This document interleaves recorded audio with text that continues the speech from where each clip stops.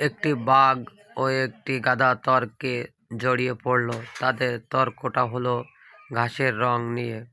গাধা বলল ঘাসের রং নীল, বাঘ বলল ঘাসের রং সবুজ। এই নিয়ে তুমুল তর্ক। এক পর্যায়ে দুইজনে মিলে বনের রাজা সিংহের কাছে গেল।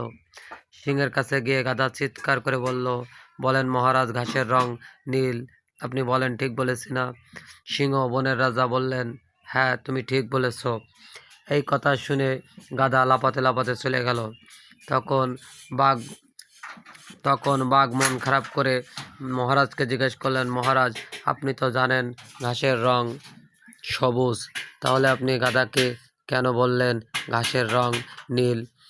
সিংহ বনের রাজা বললেন, তুই তো জানিস ঘাসের রং সবুজ, আমিও জানি, তাহলে শুধু শুধু কেন বনের গাধার সাথে তর্কে জড়াতে গেলে?